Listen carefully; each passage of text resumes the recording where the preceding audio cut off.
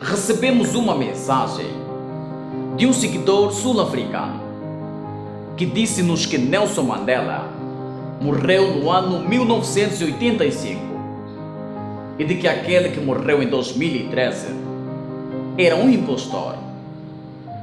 Confesso que essa notícia abalou-nos, mas nós não ficamos por aí. Decidimos investigar e eu garanto que o que nós descobrimos é algo que vai te deixar surpreendido. Quero lembrar que nós não somos um programa de afirmações, mas queremos sempre que você tenha a sua própria opinião. Meu nome é Expedito Sassoma. Eu quero que você subscreva, baixe os nossos vídeos e ative o sininho das notificações. Siga o nosso site 27tv.2clives.com e acompanhe-me nesta obscuridade sobre Nelson Mandela. Sobre a vida e obra de Nelson Mandela, eu não preciso falar muito. Os seus feitos já dispensam apresentações. Mas o que eu vi segundo as nossas investigações dá mais vida sobre aquilo que nós recebemos do nosso seguidor. No dia 18 de julho, todos os sul-africanos e apoiantes de Nelson Mandela comemoram o Dia de Mandela. Nesta data, eles retiram 67 minutos para fazer o bem em homenagem a Nelson Mandela. Se você prestou atenção na data que eu disse, 1985, a data em que supostamente Mandela teria sido morto, nesta mesma data, Mandela tinha 67 anos de idade. O que quer dizer que esta homenagem é para o dia da morte de Nelson Mandela, mas muitos sul-africanos não têm conhecimento disso. E naquela época, isto em 1985, os presos que estiveram com Mandela comunicaram aos seus familiares que Mandela tinha morrido. Esta informação abalou a África do Sul e se espalhou no mundo todo. E o resultado? Violência generalizada. Apoiantes de Mandela não queriam ouvir nem sequer uma informação contrária. Queriam saber onde o seu líder está. Mas quando Mandela apareceu em 1990, criou-se o efeito Mandela. O efeito Mandela, só para teres noção, é quando se ouve que alguém morreu e tempos depois aparece. A este facto temos que chamar de efeito Mandela. Mas vários ativistas e comunidades que conheciam perfeitamente Mandela notaram que em 1990 as coisas estavam diferentes. Tanto mais que o ativista John Glegg fez uma música a falar sobre o assunto. O título da música é Asimonanga Mandela Wankona. Nessa música ouve-se claramente: olhe ainda a maneira como caminha. Este não é Mandela. Devolve um herói da África do Sul. Este é um impostor.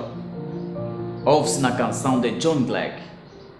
Porque muitos ativistas e o mesmo John Glegg, que era conhecido como White Zulu, notaram que o Mandela que entrou na prisão era diferente daquele que saiu. E através de tanta revolta nas ruas, o governo do apartheid supostamente criou um falso Mandela para devolver o herói da África do Sul e dessa forma terminar com a revolução nas ruas daquele país africano. Algumas pessoas na África do Sul acreditam que Winnie Mandela sabia de tudo, mas como não queria ser feliz com um falso Mandela, por isso que ela decidiu se divorciar.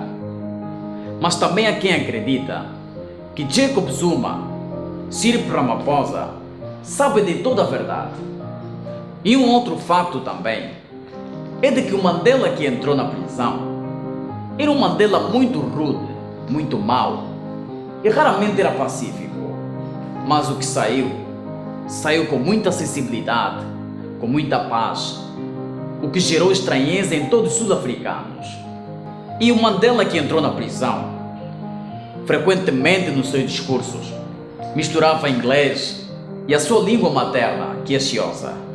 Mas o Mandela que saiu raramente discursava com a sua língua materna. A pergunta que não se quer calar é: quem é o falso Nelson Mandela?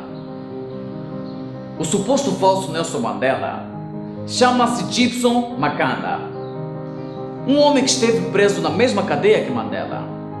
E como o governo do apartheid precisava ter um substituto do Mandela, viu em Gibson a característica perfeita para devolver o herói da África do Sul. Foi por isso que Gibson sofreu uma operação plástica, para ser a cópia perfeita de Mandela. E existe uma imagem entre Gibson e Nelson Mandela que você vai notar a tamanha característica entre os dois, mas a única diferença é a pinta que eles têm no rosto, porque estão de lados opostos. E as pessoas que estiveram presos com Mandela desapareceram misteriosamente. Alguns sul-africanos dizem que não sabem ao certo se essas pessoas existiram ou não, porque apenas veem imagens e nunca viram de perto os ativistas que estiveram presos com Mandela. E o que é que você acha de tudo isso?